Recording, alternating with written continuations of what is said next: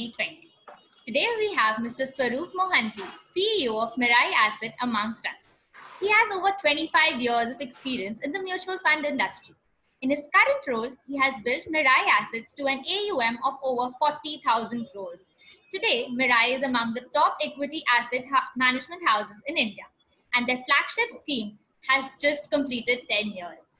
Swaroop Sir's love for music is well known in the industry and of course through his Twitter handle. It has kept us entertained through his vinyl numbers all throughout. Welcome Swaroop Sir. It's a pleasure to host you today. Thank you so much for having me and congratulations on your 4 years of mutual fund distribution. Great going. Please keep it going. Thank you so much, Swaroop Sir. Your words of encouragement means a lot to us. No, really wonderful to be with you and your investors at this moment. Thank you very much for having me. Thank you so much, sir. So we'll straight away, jump to question and answers, sir. We have compiled some of the questions on our side and some has been sent by our investors. So we'll try to, accommodate as many as we could. And if we have some through this Facebook live session, we'll accommodate them as well as per our time schedule. Sir, this is a very difficult year for all of us in market. Not only on COVID side, but volatility and everything has played its role. Vladimir Lenin had said once that there are decades when nothing happens. And then, there are decades when nothing happens. And then there are weeks when decades happen. Correct. And this is so true for our markets and the kind of moves that we have seen in last 3 months. I mean, at your level or at Mirae, how are you looking or seeing markets? See, obviously, when you look at something like this happening or a pandemic happening, it does take an effect, right? You cannot take away the impact of the country being shut down for months together. So definitely from an economy perspective, it does take a hit in the near term and the impact is bound to be there. So one will have to look just the impact of COVID since, only when things start opening up and when data something comes up or forms up, can we actually look at how much or how deep is the impact of COVID, right? But let us look at some things that have happened during this period. I think our interest rates are at their all-time low for us as a country. Oil prices have been going down and that's been a positive for us. At the same time, our currency has been more or less stable, keeping our forex intact. I mean, these are big pointers when it comes to FIs or any of us assessing the country. And when you look at the impact of COVID going forward, you will also have to keep in mind the benefit of the lower interest rates in these businesses. They are definitely going to add up to some of the maths that comes out at the end of the cash flows or whichever level you look at it. And when you look at it at a broader perspective, our demography remains intact. We are one of the youngest countries in the world. There's no doubt on that. And add to that the fact that the income levels continue to grow. I mean, what used to be a population thriving at the lowest end of the economy is bound to become a middle class and a higher middle class by the end of 2030 or in the middle of 2030. I'm factoring a bit of COVID into that. Otherwise, data says that this should happen in the beginning of 2030.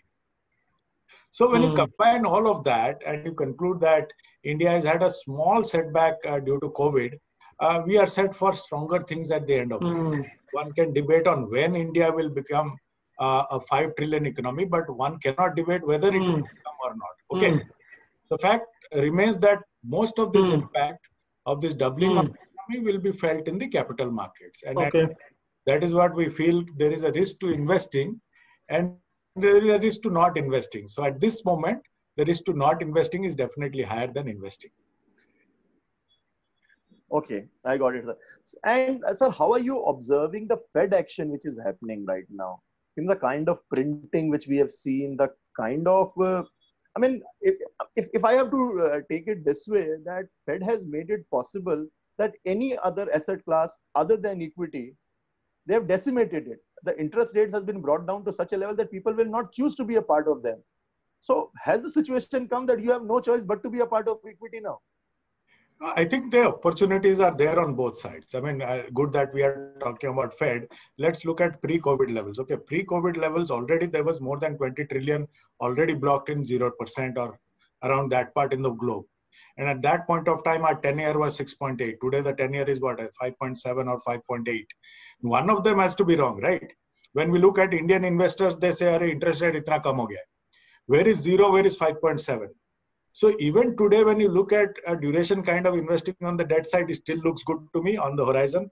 And equity, as you rightly said, is bound to look good on the longer side. See what happens. See, when you combine these three, if you go back to my previous answer, and let's just summarize on these three. You've got good interest rates, you've got good forex, and you've broadly seen the oil prices coming down. And that is why when you look at some of the market timers or something like that, they will never get it right, because the FIs will come and buy at a time and take it up. Due to the lower liquidity of the market, it will go out of the hand. So it's always prudent to be allocated and in the right amount, obviously. But to be timing the market, nobody will get it right. It will always be beyond everybody. And when you look at the Fed perspective, why Fed? A lot of central banks today is like giving their economy everything they have. And look at our own RBI. I mean, the stand of RBI during this COVID times has been phenomenal, right? Correct, sir. In fact, they have acted more than the government. You know, we expected government to be doing the work. In fact, RBI has done their work. Yeah, that's what I said. I mean, look at the proactiveness of our central bank, and that goes for all central banks, right? So you can't say that our central bank has not acted. It has definitely acted and risen to the occasion. Sir, my next question is something, you know, I'm sure you get asked it every time or maybe at every forum, because we have practically got used to it now. What is the secret of Mirai's success? You know, all your funds have consistently been in top quartiles. You have almost, I think now 12 years of track record in equity. Yeah. I mean, what is so different that you do in comparison to the industry? Yeah, I think we've been extremely fortunate to have Mr. Nilesh Surana with us since inception. Under the guidance, you know, we have been able to put in place a team which keeps the risk parameters and processes intact, as you rightly said, for over 12 years. See, ours is a business of building strong track record for our products. And we have to show conviction in all our products at all points of time. That's our business. Okay, we can't say ki ye fund acha hai, abhi wo nahi hai. All our funds are good.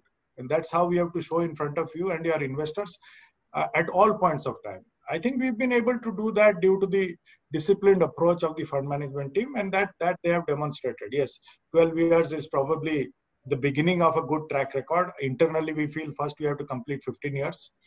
That's our internal thing. We are on track for that. But, you know, similarly, a lot changed for us when Mr. Jaju joined us some 4 years back. You know, under him, we started a journey of building products, both at the shorter end and at the longer end. Currently, we are in the launch of a bank and PSU as we speak.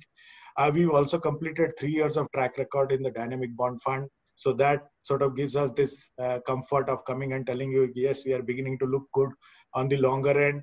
So today on the debt side also, we are fortunate to have none of our funds with any credit risk at all. I mean, and together, you know, that's how you make a statement. I think this track record building will not go unnoticed like it has been on the equity side. See that we only control our controllables, and our controllable is to build a good and strong product, and we'll let it remain at that. Whether it fits into your investors' portfolio or not is something which you do, right? So we keep it at that and continue doing our business. Just control your controllables and focus and don't defocus on things or get into things which you can't do. No, fair point, sir. But again, I mean, I again wish to emphasize that what is so different which industry is not doing and you guys are ending up doing it. I think, you know, when you look at our journey, we were very clear and I sort of reflected on that whole journey. See, this is a business of simplicity and continuity. First, you have to address your own strengths. When you look at a portfolio construction and you look at some of the great fund managers globally, they clearly stay out of places which they can't do. Similarly, if you look at our product basket, it is not a complete product basket. And every time we have discussed, I have said, we're able to complete the product basket because there are a lot of areas which are not our comfort zone or we don't believe in. So we try to do only those things which we are good at. and then we stick to that. If we deviate from that, you will see that this entire story can get derailed. Great, sir. It's a business of discipline, no? Absolutely, sir. Point taken. Absolutely. And though you touched a bit on the debt side, I was about to come to it. So, to take this conversation forward, what I want to understand from you, Mirai is slowly entering into the debt product side of the industry now. And you very well know, sir, that debt has become very sensitive space today. Correct. At least from the last 6 months perspective, if we see whatever events which have unfolded. I just want you to spend some time in explaining to our investor what is Mirai planning to do and what is Mirai's plan as far as this debt side is concerned, where you want to place yourself in investors' whole bucket of debt. There is absolutely no differentiation in the way we have approached equity or the way we will approach debt. Okay. Our process is to build a product which we can deliver. That is rule number one, whether it's equity or debt. Number two is that, you be true to label. If you read us even before this entire debt issue, and you can check us out on Google, whether it's Mr. Jaju or myself, we have a very simple line, and this is for a long time that we've carried. Market risk is temporary, credit risk is permanent. So we stay out of the credit part of the business, and then there are people who do it well and they can do it better than us. So we stay out of that. Like we said on the equity side, there are a lot of places which we will not venture into. Similarly, on the debt side, we will not venture into that part of the business. Not that it is bad or good. That's not our forte, right? So we took it one at a time. I mean, clearly when we started the business in 2008, the markets were very different, and in 6 months' time, everything changed. So we had to rebuild our business plan, come back in 2010. And at that point of time, we built it up on the equity side because we needed our balance sheet to be strong. After that, we were thankful that Mr. Jaju joined in. So we started with his favorite category, which is the dynamic bond fund. And slowly we are graduating to the bank and PSU. Now you can say from an asset allocation process, we have funds at the shorter end, which is at the liquid plus category. We have a very good short-term bond fund. We have a all-season dynamic bond fund. And for 3 years and above, we have the bank and PSU fund. So we are now building a good portfolio. After this, maybe an ultra short or something. See, you don't position yourself in any way. Again, I repeat about the thing, we build products. It is up to you to position us within your client's requirement as per the client's portfolio. We have no say in that. Neither will we ever have a say. All the discussion that will happen between you, Vikas, and me perpetually, or Anuj at our Calcutta office, is our product is good. Right? And if a product plays out over a long run, it gets noticed. There is no shortcut to this career or this entire business. And we don't intend on taking any shortcut. Absolutely. And I completely agree with you on that side, sir. We have seen how equity has been positioned and at the same time, performed. So It is not something that you need to come to a distributor or an investor and need to ensure him and keep on communicating to him that what my process is, what we have been doing, and you should be considering it. Your returns, your process, everything has been noticed over a period of time. So last 10 years, you guys have very well demonstrated it, I would say. No, but just to put things in perspective, say till 2014, our total AUM was around 1,000 crores, total AUM. Correct. Bilkul. From 2014 to 2020, in 6 years, we are what, 48,000 crores. So that is what has happened. There comes an inflection point when people take notice, and that happens when the track record is consistent. Our job is to bring consistency to your table. As simple Absolutely, as that. Sir. Absolutely. Bilkul. Sir, I wish to take this conversation a bit forward, and I wish to understand from you, how does size matter in mutual fund schemes? We have very clearly observed over the years, once a fund crosses a certain threshold, its performance takes a knock. Now, you are also coming into the size debate. Yeah. How you wish to answer it? See, one thing which we have brought to the table, I don't think size is that big a constraint in the larger part of the market or in the large cap of the market, right? There is enough liquidity in that side. So I don't think the debate of size is much relevant on the large cap side of the market. And that's not a bigger issue. The issue starts when you go slightly below around 150 size of the market or market cap in the market. That's where the liquidity or you run a broking side of the business, and you'll agree that the liquidity of those stocks start taking a bit of an issue. So the debate that we have got into the market is not exactly size, but the pace of growth of a fund. I'll take you back to 2016. And if you look at 2016, 17, those were the times of the mid-cap funds, right? And this is our learning. And we, at that point of time, our emerging blue chip was around 2,200 crores. But what was happening to that fund was on a month, it was adding 10% AUM. And in a market which is going down in liquidity, adding that kind of money actually harms the market, harms the fund. So we stopped inflow and we continued to stop inflow in the lump sum manner, and brought to the fore the fact that the pace of the size is in fact a bigger hindrance than the size itself. Yes, one cannot deny the impact of size when it comes to mid and small cap. There is absolutely no debate on that. A fund which is at 2,000 crores is a different fund at 5,000, is a completely different fund at 10,000 in a mid cap space. And that is why, you know, when the classification or the categorization happened and we looked at our portfolio, especially in the emerging blue chip, we felt that portfolio would cater better in the large and mid cap category rather than in the mid cap category. And then when you look at the journey of emerging blue chip in that entire thing, today it's a 10,000 crore fund. It's completed 10 years, and we've not had any size debates on that, right?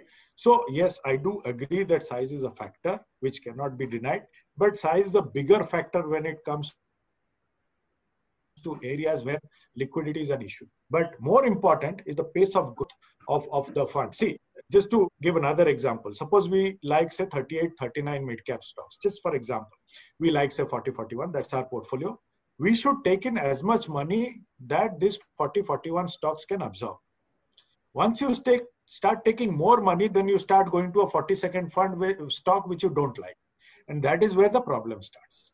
So these things have to be very carefully mitigated, or these risks have to be very carefully mitigated. And there is no maybe in this. This is yes, no. If you cannot take, just don't take. As simple as that. The objective is to keep the existing investor happy. And if the existing investor are happy, everything is okay.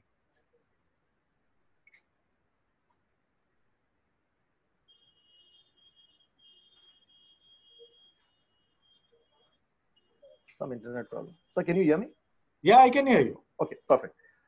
Sir, you must have observed that, you know, in last, I think 2-3 months, we have seen almost a retail frenzy playing out in our markets on daily basis, for that matter. The kind of the number of trading accounts which has got opened, the number of demat accounts which has got opened. And I can tell you, because I run a broking outfit, correct, you know, we have never seen this kind of numbers, you know, in 3 months period at our organization in last 3 years. Yeah. I'm absolutely amazed and surprised on this side. So how do you read it? I mean, people are coming into trading side of it and not into investing side of it. I mean, mutual fund is a great vehicle. We have seen great numbers over the years, and suddenly in this period, the numbers have actually gone down and the trading volume is increasing. How you wish to read it? I mean, because isn't it good that people are opening trading accounts and getting more and more acquainted with equity as an asset class? I see nothing wrong at all. See, and the other question which I'll ask you back is, when you look at the demographic check of this increased, demat accounts, I would definitely believe that the younger lot is opening more demat accounts than the previous lot. See, we are a country which has not taken to digitization very well. We've been slow to it. If you look at my father, he will think twice before going to net banking. He will give me 20 reasons why he shouldn't go to net banking. Demography of the country is changing dramatically. Hence, the behavior of that person will also change dramatically. I see the opening of demat account coherent with the digitization of the country. I mean, everything changed for me the day I saw my wife buying vegetables online. When you are buying vegetables online and you will buy mutual funds in the physical format, is not the same behavior, right? When it comes to my son, I don't think there'll be anything physical about him at all, right, in his purchase. So, hello. I think, hello. Sorry. Yes, hello? Sir, go on. Yes, yeah. So, first of all, I don't think there is any change in any behavior. It's just an extension of the behavior. Secondly, this augurs well for the future generation, because in our minds, we have taken that mutual fund is to be bought physically. In our system, let me tell you, the number of change to demat units of mutual funds is rising on a monthly basis. There is no reason why investors cannot hold it on the demat account. It's a safer way of holding it actually, right? So that is also rising. Secondly, you cannot take away the fact that there will be the future generation. Actually, worldwide, people open demat accounts for ETFs, not for direct stocks. So I will not conclude that the demat account is getting opened only for direct stocks. It could be. And if people have bought direct stocks last month over mutual funds, that would have been better. So nothing wrong with it. As long as they are buying and they are making money, I don't know, I will not concur to the trading part of it, but there is enough wealth to be made in direct stocks. And especially as the alpha of active fund managers start growing down, you will see this behavior going up. But I see that behavior trending more towards ETFs than direct stocks in the future. Correct, sir. No, I was actually trying to point out it more towards trading side of it, because the trading volumes on retail desks have considerably gone up. See, trading, you are in Calcutta, I have worked in Calcutta, you cannot take away trading from Calcutta at all. So some amount of it will happen. And I'm happy that they are coming and actually looking at it. Nothing wrong with it. More the merrier. I think more people get exposed to the asset class. They will graduate in maturity and finally find the best solution for them. For someone who thinks trading is the way forward, good luck to him. Nothing wrong with it. Right? Right, sir. Sir, for those that have been feeling that they have missed out, and they do not really want to completely miss a chance of being a part of this rally, what would be your advice to them? I mean, are there still ample entry points, or would you advise waiting for a further correction? See, I had tweeted during the bottom of the market that if you are not buying now, please continue that same behavior when the markets go up. That bus is missed. Okay, let's be very clear that the Indian investor has missed a great alpha creation opportunity in the last 2 months. There is no doubt or debate. I'll give you a small example. Our large cap fund is 12 years old. The 12-year return is 11.6. The 11-year return is 18.6.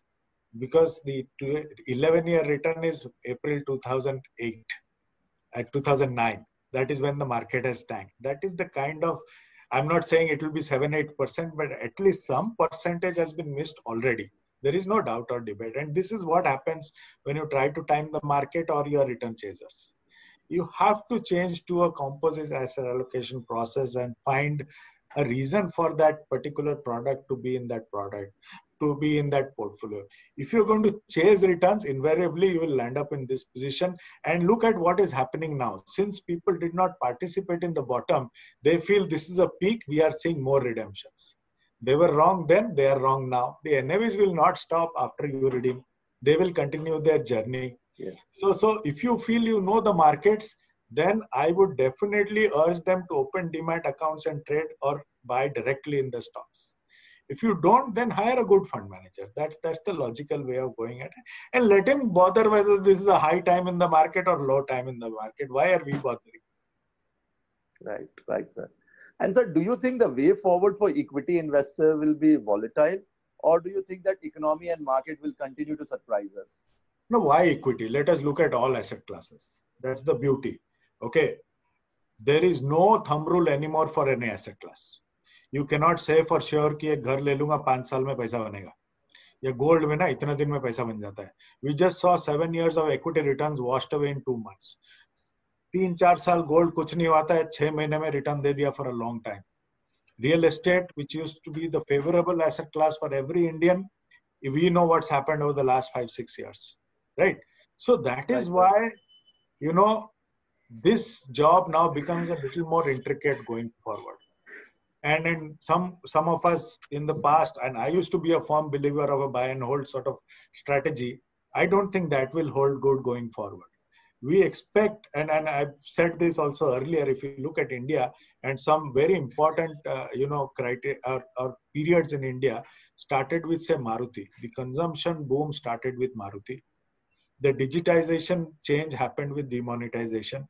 And I do believe financial planning will start due to COVID-19. And until either you're a professional investor, no problem. Otherwise, due to the changes in the underlying asset classes, the need for having a good financial planner to allocate your assets, and after allocating the assets to do a periodic review and rebalance is very important. See what happened. In COVID at the bottom, we missed a great chance of rebalancing. because we got caught in some credit risk in the market and we lost sight of the equity market. At this moment, when the markets are very good on the other side of say duration, we are looking at international investing. It's just past behavior or past performance behavior which plays out, which does not help at all in portfolio construction or long-term asset or wealth creation. You have to build a strong portfolio with the advice of your advisor and then have a periodic review and rebalance, and that is how you will create wealth. I think going forward, you cannot have a steady rule for any asset classes, and hence the financial advisory business will start taking off in a big way. So who is a good advisor according to you? I mean, how should a good advisor be found out by investors? See, I don't think a good advisor can be known day one, right? One thing I would urge all investors to be transparent with the advisor. A trust is built between both sides over a period of time. It's a very simple process, this entire process. You meet the advisor discusses your goals, on which a risk profiling is basically done with the advisor. And correct me because I'm going into your territory, so correct me if I'm wrong. Okay.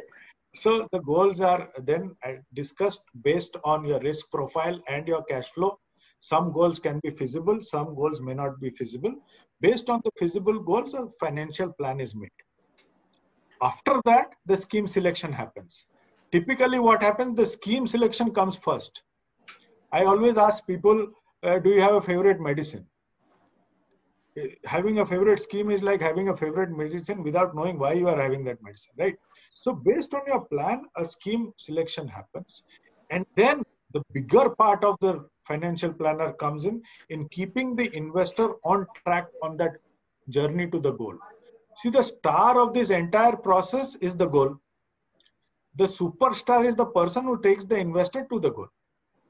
Right? It is not easy. 99% of financial plans fail because they waver from the path.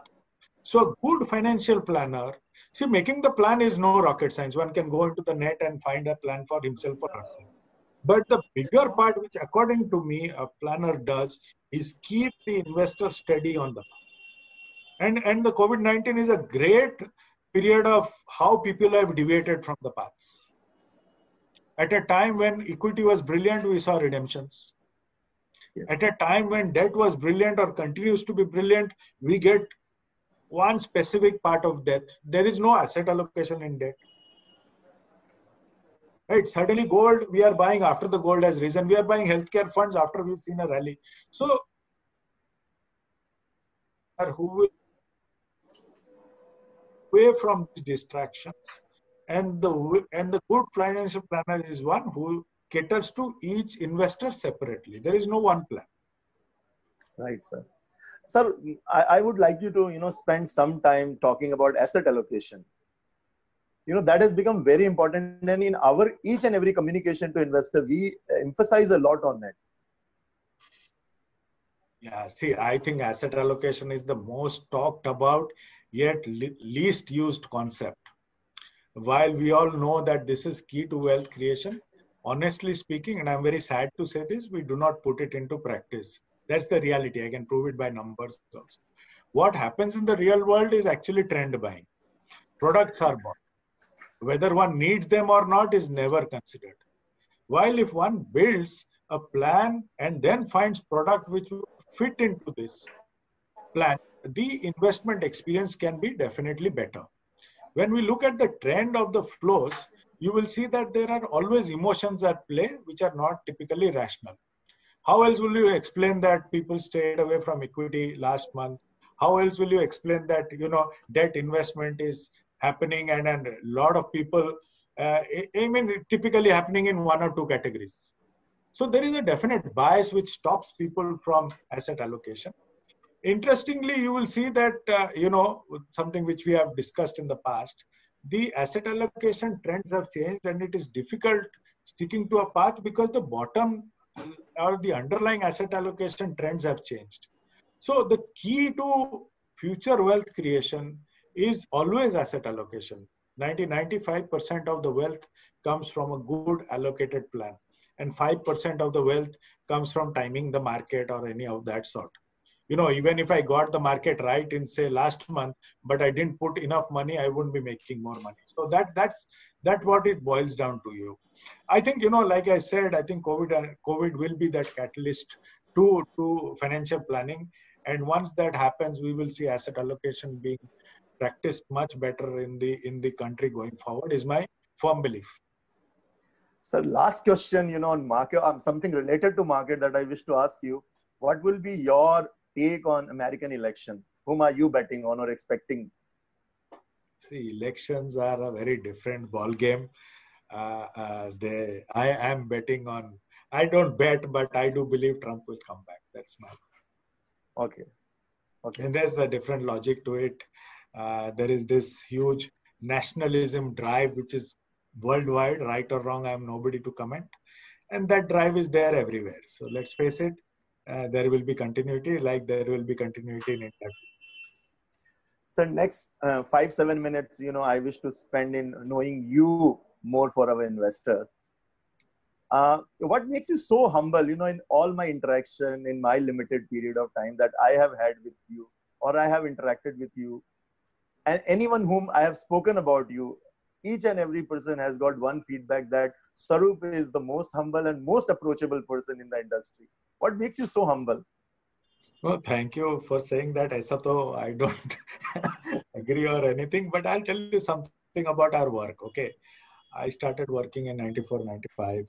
And the fact that we are handling somebody else's money hit me very early.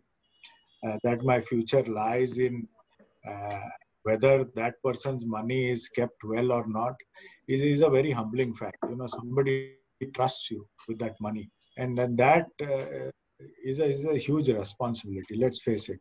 The role we do, especially in mutual fund, pehle in Calcutta, I used to sell FDs. And in FDs, there was an interest rate written on that application form. Yeah. Now look at our application form. There is nothing written. Okay. People, you will trust us by what we say. And money kabhi chipta nahi hai. Okay. So that is the big part of our job. And I as an individual, I'm very fortunate to be sitting in a chair where people trust us with their money without a rupee of guarantee.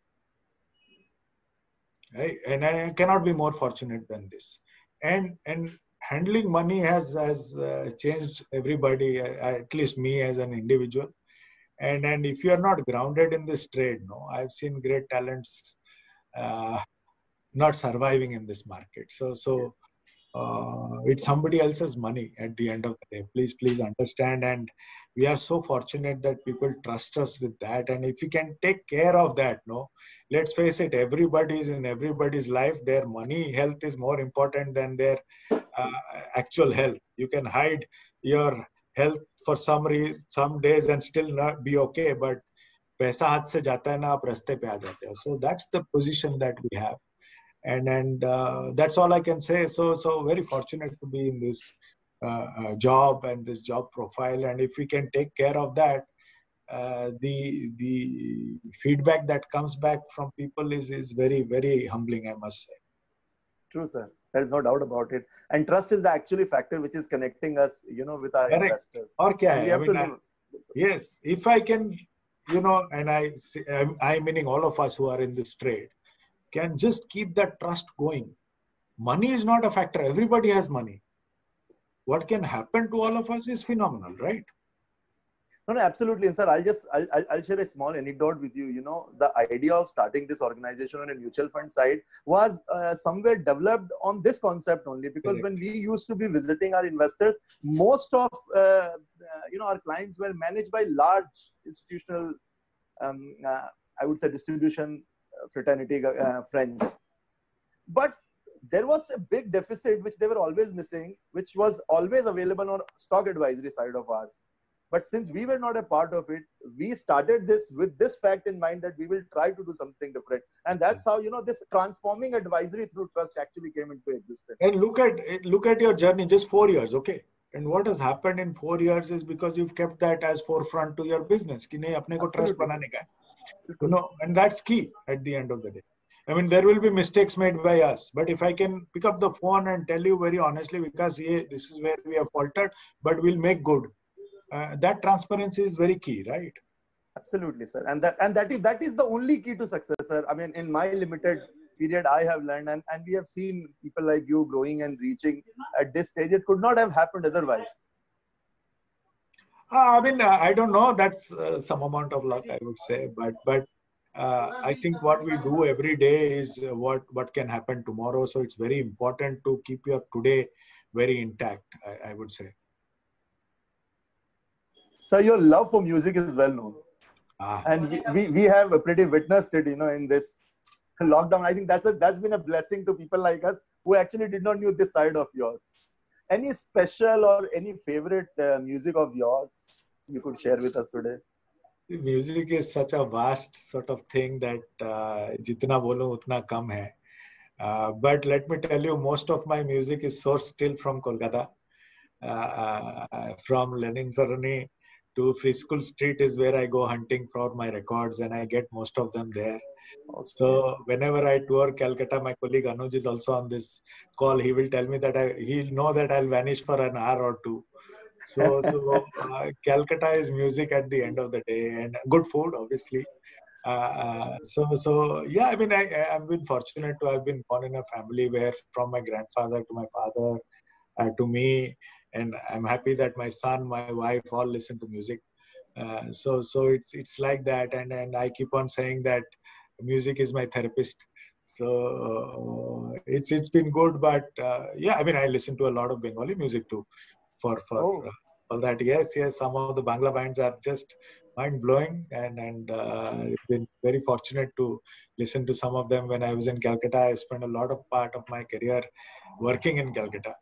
So yeah, whichever music is good. There's no favorite from Jagjit Singh to Kishore Kumar, the entire range on the Indian side. But I've grown up practically in the 80s, so that part on the Western music side, from Sting to say Bruce Springsteen, the entire range, whatever comes is good. But yeah, I do agree that there is a difference between electronic music, of listening to music on the electronic side, which is the iTunes or the MP3 or AAC, whatever you call. But the original music is analog in format. And the analog way of listening to music is the vinyl record or the LP.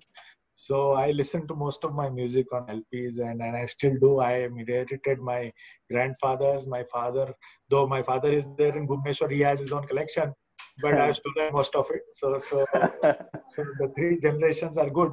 I'm just a little upset my son is not listening to it on the LP, but he's the electronic format, so he's the headphone guy. So अभी क्या कर सकता है? You can't even argue with that generation. They know their stuff. So I respect him for that. And this generation is a headphone generation for that matter. Yeah, they are. He's a headphone guy. Absolutely, sir. Absolutely. Sir, you have worked in many organizations in your career and have worked with some great fund managers also. So any specific favorite fund manager of yours, or something, that you have really learned and which has inspired you a lot in your journey? See, not because I'm working with Nilesh Surana at this moment. I'm not saying this. With all respect to a lot of fund managers, fact is I've worked with Nilesh the longest. This is my 9th year of working with Nilesh. But let's face it, fund management is all about discipline. And when I see the man day in, day out, just being disciplined itself is a learning. And I tweeted that out today itself, that I am amazed to his capability of not doing something. See, you go in and find a stock, you're the first person in the entire market to discover a stock. Right?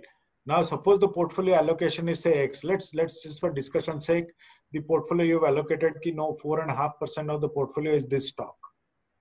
The stock is still doing well. Your view on the stock is also good, but how do you start selling at 4.5 is something which amazes me. He will not think twice before he starts selling that stock when he himself knows that the stock will go longer. But in the interest of the risk profile of the portfolio, he has to start selling, and that is a discipline level which is very difficult to match and very difficult. I'm trying to be that disciplined, but ho nahi raha. Okay, so but to see that, and that, to be fair, what has happened, and it's very infectious to the rest of the team. If you look at some of our fund managers, they're pretty young. I mean, say Ankit or Rajesh are pretty young guys.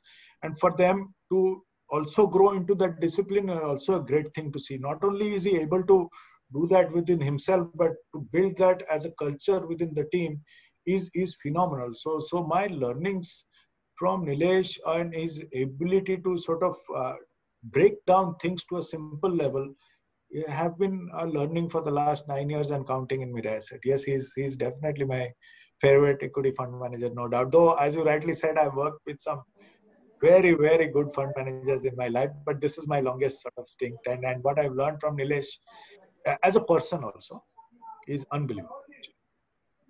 Right, sir. And in fact, the analytical side of Nilesh is well known, Yes. and my many congratulations to him, for completing 10 years of emerging yesterday. And it's been a brilliant journey. I can tell you for sure, sir. It's a straight line journey. I mean, Absolutely. See, if there is a process, no, it's a process. Usme kabhi deviation nahi hota. How can that happen over a period of 12 years? You will see some changes, no? But nahi, it's like, if it's written down, it's written down. Correct. And that's unbelievable. When we are all emotional people, we get carried away, and markets are such that you'll get carried away. It's not easy to, मैं बात कर रहा हूँ that one should be rational, but जब market टूटता है 30-40%, how will you be rational? Yes, sir. Money doesn't let you remain rational, actually. Agreed. Yes. I agree with you. Sir, in your own investments, do you invest into any other scheme other than Mirae Asset? Yes, I do, because the longer part of the debt part was not there in my portfolio. But now with the bank and PSU there, hopefully that should start coming in. Not that I'm a big, but I'm a gilt investor. So some part of my gilt investments are outside. But 9 years, 95% of my money has been in Mirae Asset. Okay. On equity side as well, you are completely with Mirae, yes, or you have it distributed with others? पुराने हैं ऐसे, I don't redeem. Right. जो पुराने हैं वो रह गए. Right. Sir, we have many young investors also with us. Yes. I know that you read pretty a lot. Can you give us some suggestions or recommendations from your side on books or on a reading side?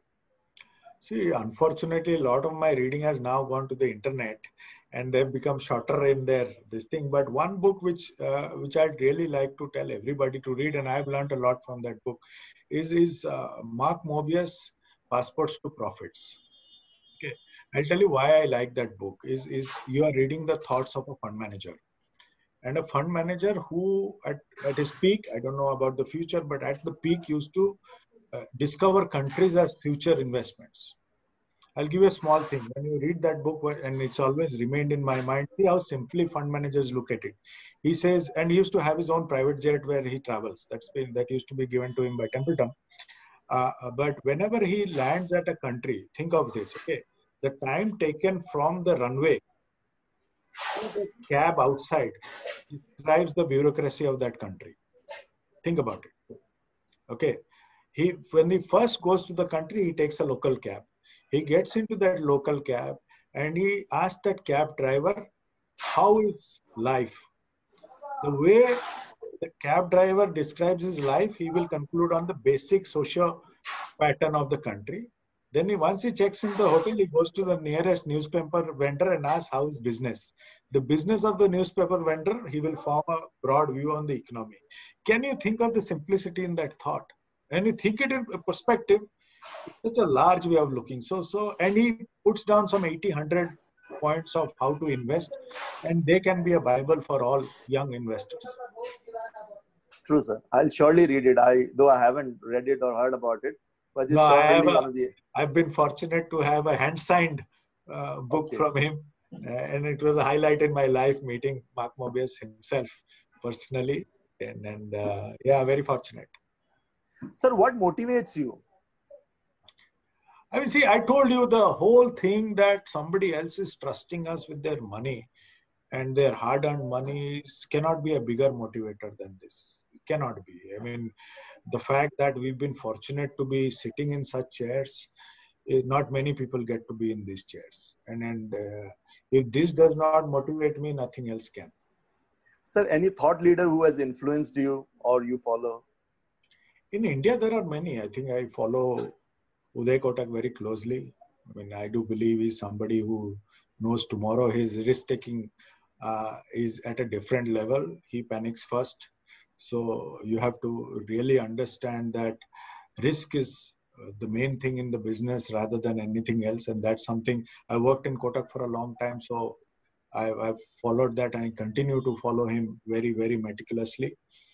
Yeah, I think he stands out for me. Great, sir. Thanks a lot. This has really been a very, very insightful session. We have got to know many other, aspects of Swaroop Mohanty today.